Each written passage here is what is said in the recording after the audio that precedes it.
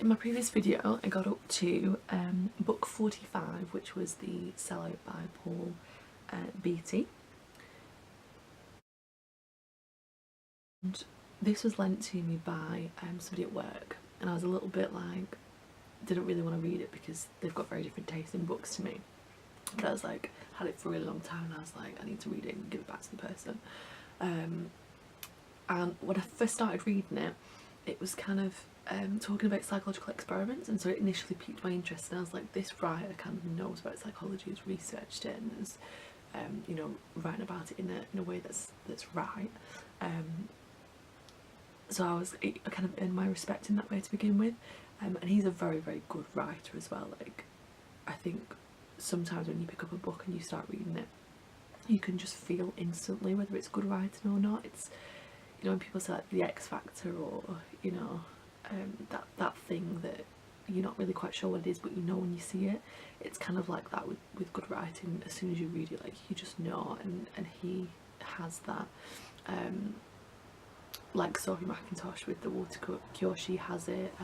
I wrote in my review that it reminded me of Lolita because the Russian writer, I think he's Russian, he has it as well. Like, I think I remember when I reviewed that book, I said it was like reading liquid gold. Like, the words were like dripping off the pages. It was like amazing. So yeah, it was quite lyrical, poetical kind of structure of writing that I quite like stylistically. The only thing was, like, it kind of put me off because it was about Midwest America.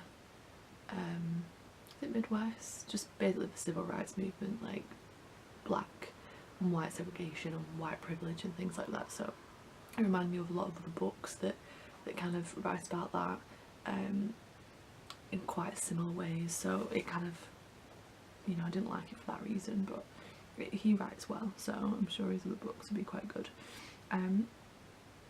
Book 44 was The Stranger in the Woods by Michael Finkel.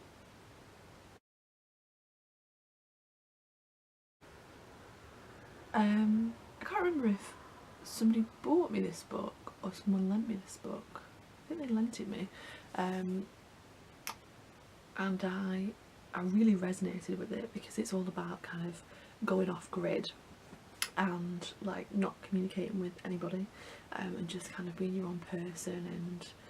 And I always struggle with this kind of thought of, who am I around other people and who am I when I'm on my own, and are they similar, are they different?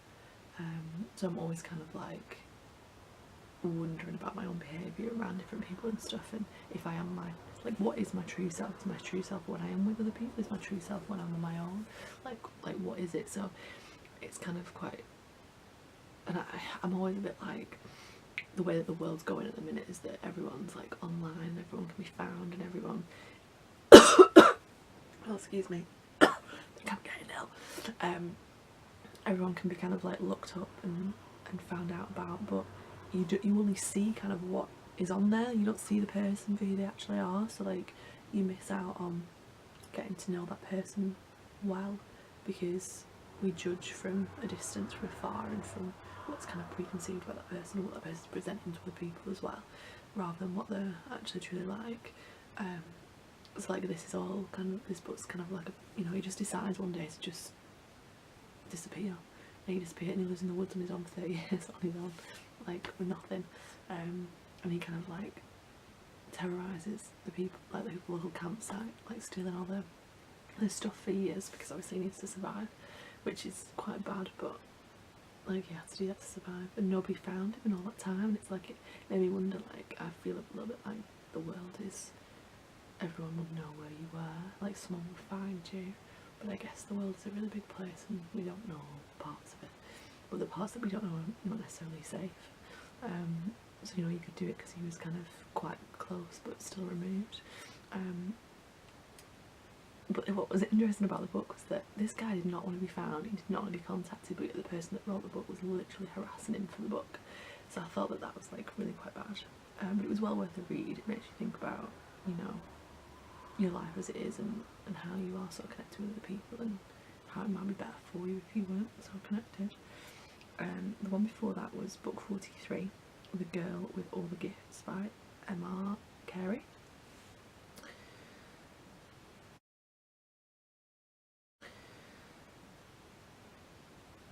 This one is just basically, I mean, I'm going to spoil it for you, but I don't think you're going to read it because it's not very good. It's a zombie film. What am I talking about? No, it's a zombie book, which is like all the zombie films that I'm sure you probably watched. It's like, this girl's a zombie, she doesn't realise she's a zombie, and she bites like people, she gets the thirst, that kind of thing. In fact, is it actually zombies? It's almost like it's more like werewolf vampire kind of. Is she a vampire? I never really thought about that. No, they are zombies. But she still looks like a child, even though she's a zombie. So it's like they've got them to study them to see what they're like, and then they get the thirst, and then they turn into a biting zombie. But then they go back to like looking like normal. But it's all about that, and it was an imaginative plot, like the way that it was written and stuff. But oh yeah, so I put here, the inserts of biological references help to sophisticate the narrative, but the frequent use of expletives simply cheapened it. It was kind of written in a kind of postmodern style, where like Margaret Atwood did this in one of her books, not The Handmaid's Tale, another one.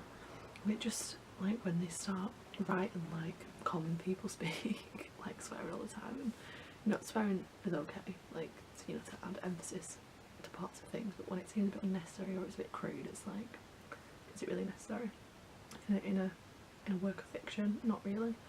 So yeah, that cheapened it a little bit. It was alright. I wouldn't, apparently there's a film, I wouldn't watch the film because it wasn't that good. And like the main character, Melanie, is like a love obsession with the teacher. It's a bit bizarre. Book 42, In Search of Schrodinger's Cat. I've not said that right. Quantum Physics and Reality by John Gribben.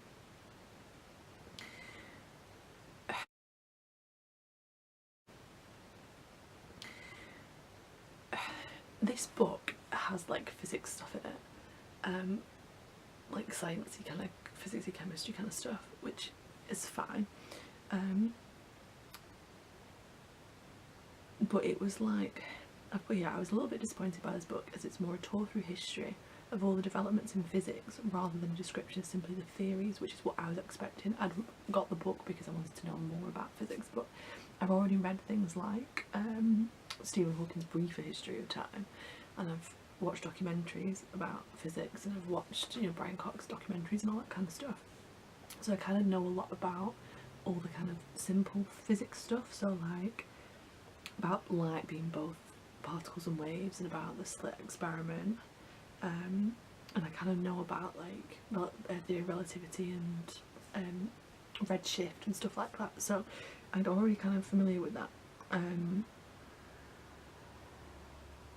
But it did kind of teach me about things like Bohr's atom and how there's a misrepresentation of it in kind of like science textbooks that you learn at school, and that actually there's fixed shells that the electrons sit in rather than just kind of whizzing about everywhere randomly.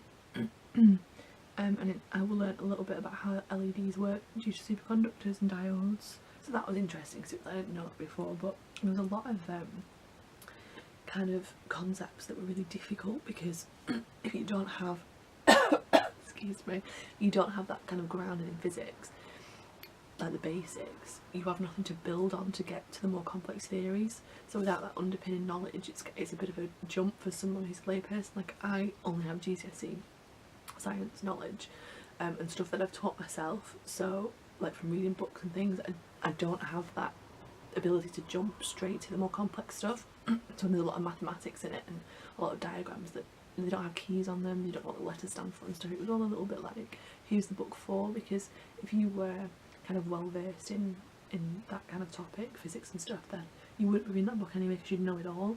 But for a lay person, it was a little bit too challenging. You need that kind of building up to be able to get there. and that was kind of lacking.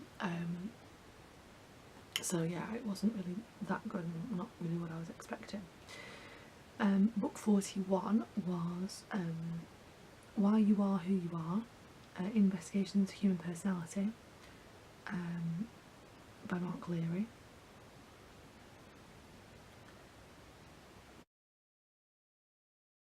And it's all very interesting when people are trying to talk about personality.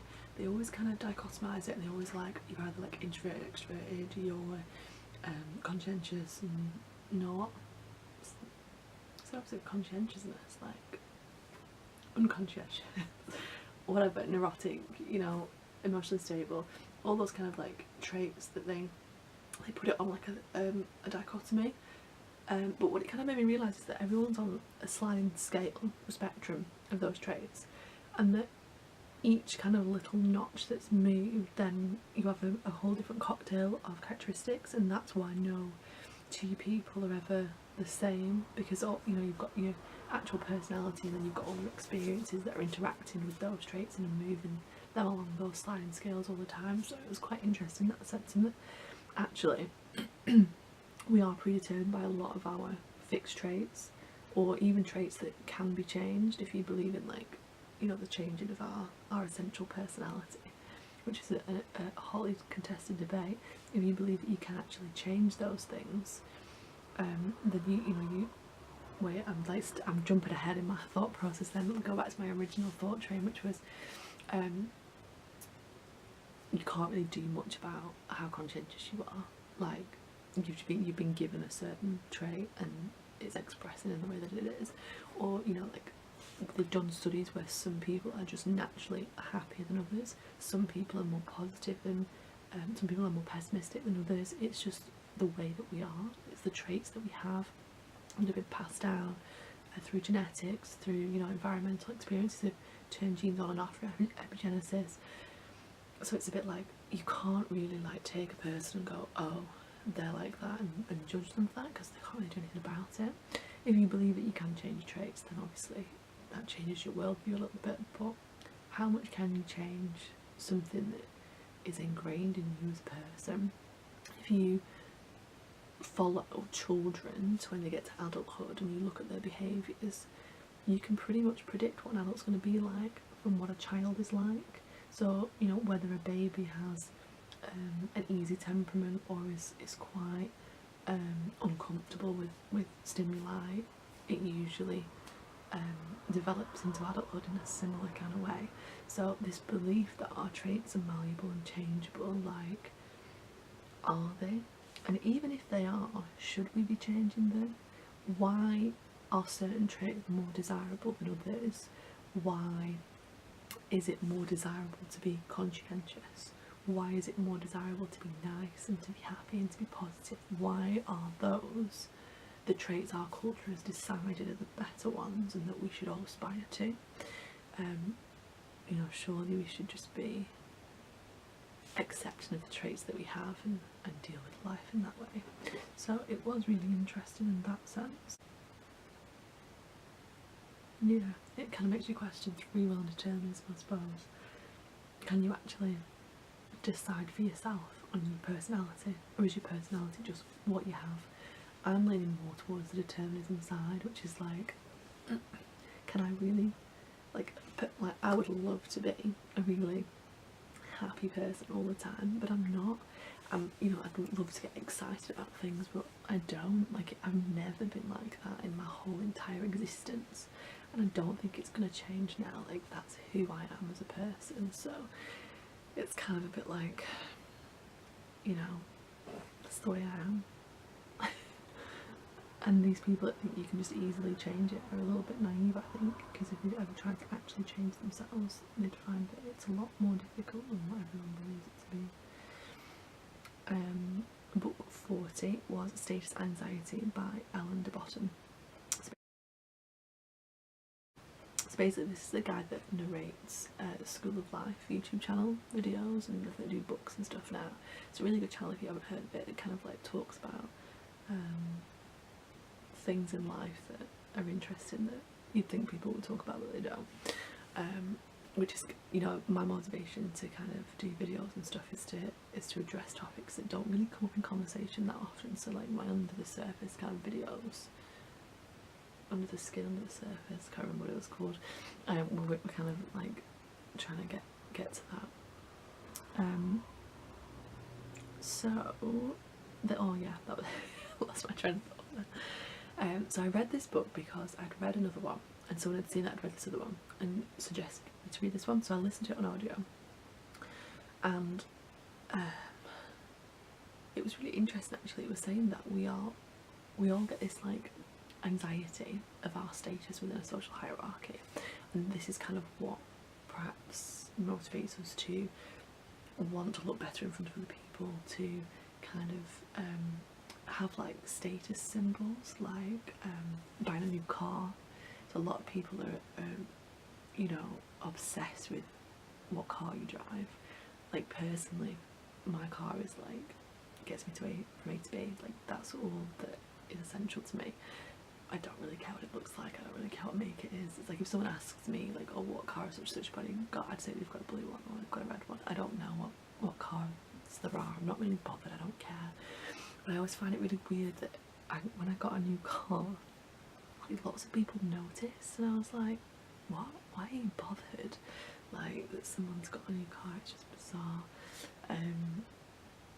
But yeah, people look at things like that and think that that's like a status symbol, maybe unconsciously, maybe they don't realise that they're doing it.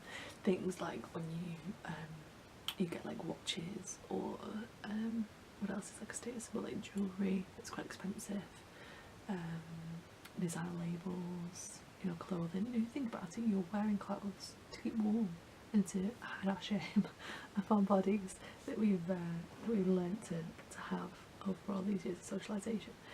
Does it matter if it's got a label sewn into it that's from somewhere? It's of no better quality. Like if anything, it's usually of worse quality because the markup that they put on it kind of cheapens the quality of it anyway.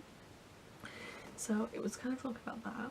And what it was suggesting as well is that now we've got more of what's called a meritocracy, where we advance based on our merits. But what that does is that puts a lot of pressure on us as individuals, that if we're not getting to where we feel like we should be getting, it's due to us. We can't blame our ancestry, we can't blame our family relations or whatever.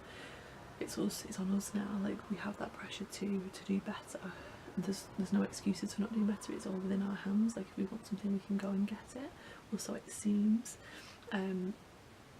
So it was kind of interesting that you know, we've got social mobility now, but it takes away that protection from who's to blame. Like in the past, people didn't question their role in society and their jobs and who they married and things like that, because it was just, that was your lot, that's what you dealt with. You might have had a better life when you died in heaven. Whereas nowadays it's like, you have to make the most of your life, and if you haven't got a good life, it's your fault. So it creates anxiety there, that we should be doing something about that. And he suggests as well, like in conversations in the Western society, we always say, oh, what do you do? Like what job do you do? And we judge that person based on what they do, whether or not they're worth talking to, or whether or not they're kind of on our wavelength or whatever, when in reality people can be doing jobs that are for different reasons. Like some people do a job because it gives them income to be able to then facilitate their lives and hobbies outside of work. Some people do it because it's their passion, it's what they want to do. Some people do it because they don't know what they want to do. So it's kind of quite, you know, that creates that anxiety, because I know a few people that I've asked them what they do, they make excuses. They're like, oh, I'm doing this but I don't really like it and I'm trying to find something else. Where it's like, why does it matter what you do? Like what you do doesn't define you as a person, or at least it shouldn't do, but I think a lot of people in the West do allow it to define them as people.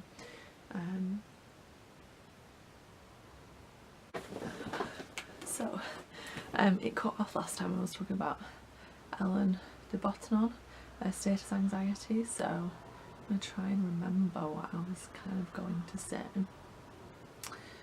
If I can, oh, I think I've basically done a big kind of long review on this one, and I think last time when I was talking about it I was only looking at like one of the reviews that I'd done, like, because when on Instagram you've only got so much space to write a review, so it had gone over 2, and I thought, because it's so long, I thought it was just that one, but it does actually say 8.2. He made an interesting point that you know how people are on benefits, and we kind of have this thing in our society that people think that it's their own fault, that the reason that they're on benefits is because they can't get a job or whatever, and that's because of them, whereas actually it could be a lot more complex than that, and it could be that, you know, education systems failed them, or they've not had the right role models when they were younger to kind of make them appreciate education and to kind of apply themselves fully, to kind of have that feeling of confidence from someone that is, you know, believing in them and stuff. You know, not everyone has that, so you get trapped in kind of society where you can't get social mobility. I mean, if you are living day to day having not very much money, how can you possibly then upskill or kind of go for job interviews when you can't afford clothes to buy and stuff like that? It kind of neglects that, you know, a lot of successes that we have in life are due to luck. They're due to just the right circumstances at that time, you know, being in the right place at the right time. It's not just down to us being successful and us being kind of owed that due to our merit. Like, there's lots of people in the world that are very intelligent, very kind of successful people, but not in the sense of in society, because they've just never had the opportunity, they've never had that kind of lucky break to kind of get discovered and kind of, you know, make their way in society kind of thing. So it neglects that by putting it on us as like it's due to us whether we are successful or not. I think what I was ending with last time before it cut off was that you know, the world's supposed to be equal and we're all supposed to have equal opportunities, but then why are we all not successful? There clearly is equality, because we don't all get, you know, you can be really, really hardworking but you don't get what you want, and there could be people that aren't that hardworking that are actually quite successful and have a lot of money and things like that, if that's what you deem success to be. So it can't just be due to us and due to our merit, like there's other things at play there. But what I did criticise that book for was that it's philosophy. It's very much a possibility. It's something that could exist. Like, there's no actual kind of empirical research there suggesting that status anxiety is a thing. It's kind of just a suggestion of, by observing people's behaviour, it kind of makes sense that that exists. You know, lots of philosophers have been discredited by research in modern times. You know, Descartes says, "I think, therefore I am," which has actually been disproven by cognitive neuroscience now, because you can actually still exist separate to your thoughts, and that's obviously changed how we conceptualise things. So I didn't enjoy the book that much, but I thought it was interesting to kind of view society in a kind of different way. Book 39 was Productivity Ninja by Graham Alcock. I got this book because I'm always one to kind of be more efficient with my time, because as a teacher I have a lot to do and not very much time to do it in, so I'm always kind of looking for ways to be more efficient, to work smart, and not just harder, because you end up burning out. So I was like trying to find some kind of strategies maybe that would help me, but what I realised from listening to this book is that I do a lot of these things already, like, and to me they're obvious because I am a very organised person. Like, it's been joked at work that, you know, I'm the most organised person in the office, or one of them anyway, because everything is just really organised, and it's because I use all the strategies that are in that book basically. So I kind of joked and put on the review, like, if you want some organisation tips, don't bother reading my book, just come to me and I'll help you out, because yeah, I use all those tips anyway, so I didn't find that like very good. But if you are one of these people who aren't very organised, who needs some kind of, you know, help and tips or whatever, then definitely listen to it or read it, because it would help you out. Book 38 was Selfie, How the West Became Self-Obsessed by Will Storr. this was one of my favourite books that I read this year, and I actually read it like a full paper copy of it. I borrowed it actually from a friend, and it was just so good. It was, what I really enjoyed about it most was the style it was written in. It was kind of like a journalistic style, in that it had been researched really well, and it was kind of, I wrote like it was an intricate web between historical, political and psychological discussion. So it was kind of looking at history, it was looking at kind of politics, it was also looking at how people are affected psychologically by all that kind of interaction of stuff. So it was really good. It was all talking about like, why are people now so self-obsessed, so kind of interested in themselves instead of in other people. And I put like, it makes you realise that you're actually a product of your society, and that the way that you are and the way that you behave is very much kind of what is socially acceptable in society, and that everyone's kind of on this kind of mission to change themselves and merge themselves into what is deemed to be kind of a good trait. I think I was discussing that in the previous book actually, which has probably like emphasised what I thought about that book that I'd read. I've put the plights change ourselves, we are, oh sorry, this plights change ourselves so we are more socially acceptable means we're always dissatisfied with who we are instead of just accepting ourselves. It's like always trying to distance ourselves from who we actually are and who we're portraying, so that we'll be accepted by others, which obviously becomes kind of fractured. It was really interesting actually that they started talking about the humanistic movement, because I'd always been in support of Carl Rogers and his theories about like our ideal self and our I can't remember the actual terminology right now, but actual self and the incongruency between that explaining why people are having kind of psychological disturbance, and why they need a kind of person-centered therapy to kind of bring them into congruence again. But it was talking about how all that movement was actually really detrimental to people's psychological function, and might actually explain why people today have such problems, because it was all kind of saying that if you are very kind of excusing of people and kind of like not trying to be harsh on them and trying to say that self-esteem was called a self-esteem movement, that actually you create more problems, because you're not allowing that person to develop the barriers to protect themselves. So they kind of left it open and don't have those defense mechanisms. You know, if people say like bullying is character developing, like it actually is, because it's allowing you to create those barriers and those protections from anything else that happens to you. Whereas if you kind of mollycoddle someone and kind of keep them in protection for like all their life, then when they actually go out into the real world they'll really struggle, because they won't have those kind of protective mechanisms. And I think what it was trying to indicate was that maybe today we're a bit too protective of our children, and that actually we don't allow them to develop those protection mechanisms, so that when they go out into the real world they can't cope, and then obviously they have lots of psychological problems. And as well, what's really good is that it said something like if you're neurotic, don't worry about it, because by being neurotic it makes you more successful, because you're always worried that it's not going to be a success, so you push yourself and you become kind of, you know, really high achieving, because you're so kind of worried that everything's going to go wrong, that you kind of put more effort in and then you end up being successful. So it was saying that quite a lot of successful people are neurotic, so you know, don't worry about it. But yeah, really good book if you're going to read just one book next year, and then read that one, because that was awesome. And after I read it I was like, wow, that was really good. And I'd be interested to find out if Will Storr actually has written anything else. I haven't checked, but I'm going to check now and see if he has actually written anything, because I think I'd be interested to see how he writes about it and displays it. So yeah, definitely read that one. And book 37, How to Break Up With Your Phone by Catherine Price.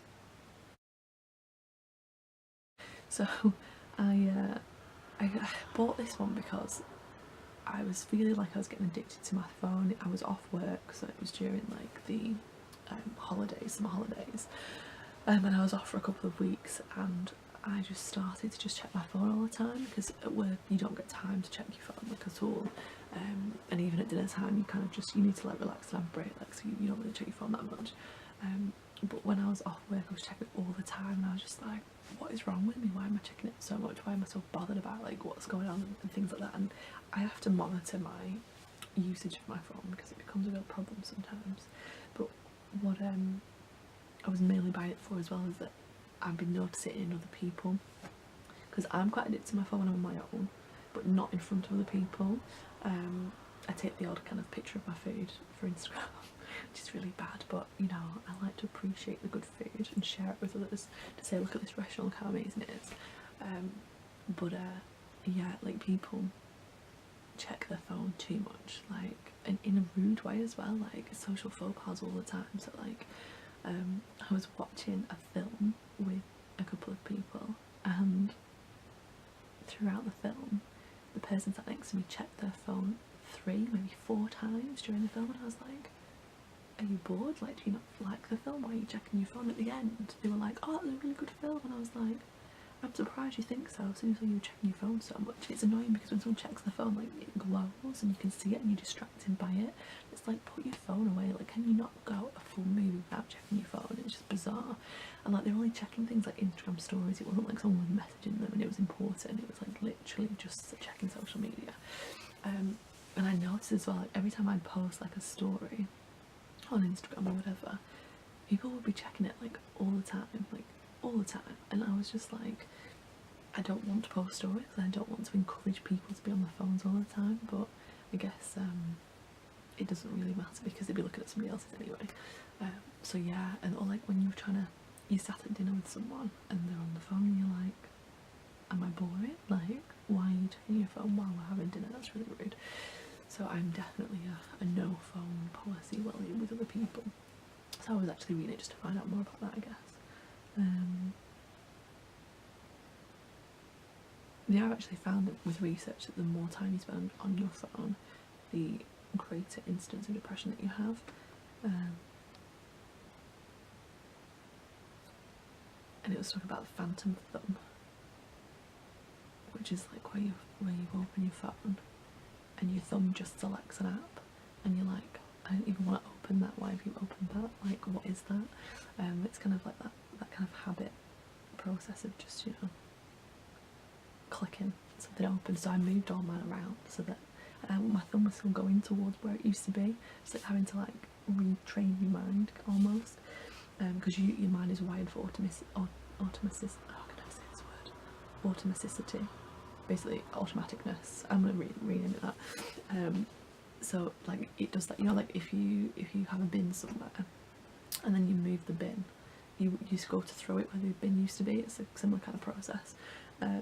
So I kind of moved all my where they were and put them in like different folders and stuff, so I was less likely to open them. But then when you've been on it for a while, your brain gets used to it because it's plasticity, and you go back to it again. So so yeah, it come up with some like tips and stuff, but it wasn't amazing, to be honest. But I do think it's a real epidemic in society now that we should really kind of be doing something about it. I think it does actually talk about like you get dopamine hits every time you get a notification, which is why it's quite addictive. So it's almost like it's as addictive as drugs or like caffeine or whatever. Bearing in mind that I've had a coffee before, so yeah, you've got to kind of like monitor your usage of it, otherwise it'll be quite detrimental to you.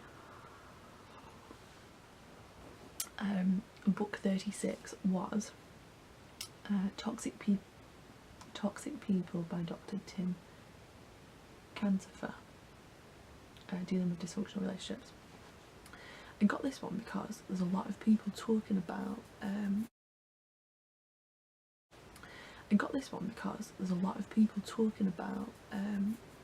other people being toxic, and I'm like, I don't know how I feel about that, because a person will always be toxic to somebody, because toxicity is going to be someone that is being the opposite of what you're being, because for you to find them negative, you must think that their behaviour is opposite to what you want, but that doesn't mean someone else is going to find that person toxic. So, but then maybe not.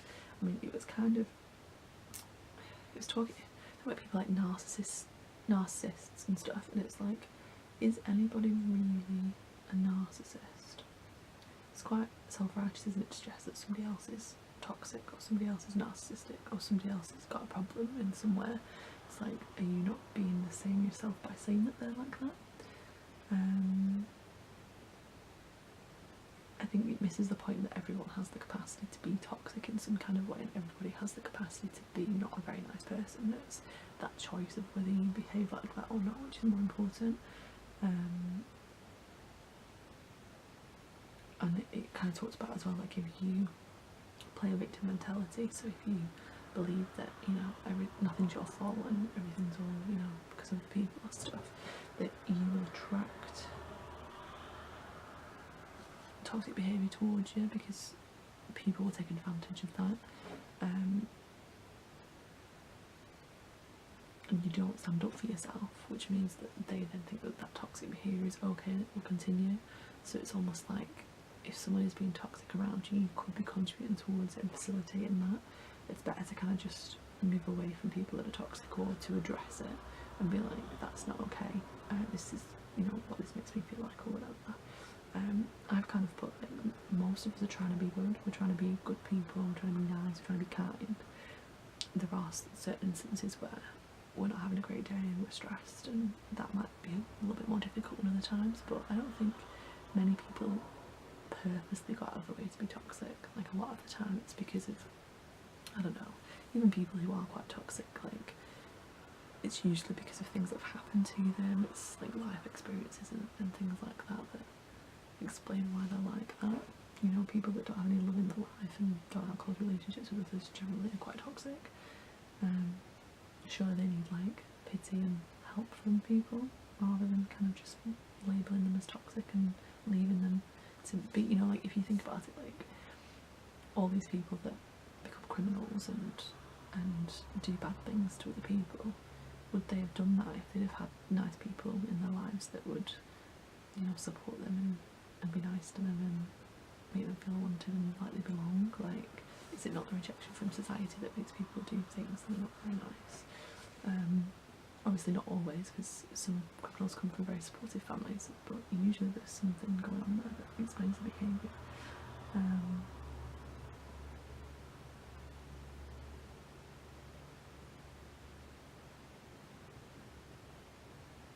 Yeah, so I was a little bit, I think that's cashing in on what people are talking about in terms of, like, oh, this person's toxic, like, this person's narcissistic, they're in love with themselves, or whatever. But, like, based on that selfie book, it's a creation of society anyway, so can you really blame the individual for it? Like, are they not all kind of trapped in that kind of societal trap? You know, everyone taking selfies of themselves and things, putting, what that reminds me actually, you know, because it's New Year and everyone's putting their 9 pictures that they thought were the best of 2018. It's always interesting, the people that post those, who in every single picture it's of themselves. There's, like, nobody else in those pictures, it's just them, and that really shows you who is quite self-centered and who's quite focused on themselves and who doesn't really appreciate other people in their lives. But again, products of culture, not necessarily of the individual. Book 35 was Drive by Daniel H. Pink. So this was all about what is drive and, like, motivation and stuff like that. You know, I did my Masters in Education on motivation, so a lot of the stuff that was discussed I was already kind of aware of, but if you're not aware of the literature it would probably be quite interesting. It's talking a lot about self-determination theory, so talking about intrinsic and extrinsic motivation, so how, you know, a lot of the ways that people discipline children is through extrinsic motivation. So, like, you know, you have star charts and you have, like rewards and punishments, like the naughty step, all that kind of stuff is based on behavioural psychology, which is like stimulus response, but it neglects cognitive, which is the thought process in between, which is why behaviour doesn't last very, very long, and then it moved on to cognitive and all the rest of it. But what they found in studies is that extrinsic motivation actually erodes intrinsic motivation. So intrinsic is when you just want to kind of do things for the mastery, for the, you know, wanting to be good at something just for the sake of it. Because you're driven by something internal, that's a lot stronger and a lot more correlated with achievement than what extrinsic motivation is, because with extrinsic you need to always up it and have more of it. When it's taken away, or there's, you know, it's not been given, then it's gone then, which is why I'm saying it erodes that intrinsic, because you're always dependent on that rather than on yourself to kind of motivate you. And it discusses kind of how extrinsic rewards can lead to unethical behaviour, addiction and short-term thinking, which crushes creativity. So it's kind of like, if you're, I don't know, I'm going to get a bonus at work, for example, you might be ethical to reach that bonus, rather than acting in an intrinsic way. You know, a lot of people will fabricate things so that they don't lose their job, or, you know, like, I know teaching, there'll be some students who are going to fail because they don't work very hard and they don't turn up for a lesson, but you're almost like forced to get those students to get through, and that leads to unethical behaviour in certain instances. I'll leave it there, I don't know too much about that. And it talks about, so it says pink labels people as type I and type X, which I've put is essentially the same as intrinsic and extrinsic. It's like he's trying to make his own theory up, but he's used the same stuff, so I thought it was a bit unnecessary for him to do that, really. And he also discusses the need for people to be motivated by what Dwayne termed mastery goals as opposed to performance goals. Again, it's all kind of similar in motivation literature. It's all like performance goals is like extrinsic motivation, mastery goals is like intrinsic motivation. It's like they've just rebranded the same thing, same concepts. Again, they always do this in psychology as well, don't they? Like new psychologists are always trying to make their way and make a name for themselves, so they kind of just rebrand stuff, and if they happen to be lucky, it kind of catches on and everyone thinks it's amazing. But it says here that autonomy is needed for people to achieve a state of flow and to produce great work, and thus control by managers reduces motivation. They've found lots of studies where if you give people the choice over their own work, they do a lot better at it, they're a lot more successful than being kind of micromanaged. Because you have that intrinsic motivation, you're doing it for you, not for the performance goals that have been imposed on you by somebody else. But what I put is that it kind of failed to take into account that motivation is quite temperamental. Sometimes you have it, sometimes you don't. So what's that is kind of not explained, that like you can be intrinsically motivated, but then you might need to be extrinsically motivated sometimes. It kind of doesn't look at that kind of crossover. It's quite dichotomous in that you one or the other. So it doesn't really take that into account. So you've got no knowledge of it at all, it's probably really interesting. It does kind of summarise a lot of the theories, but if you already know about motivation and literature in it, it's much of the same.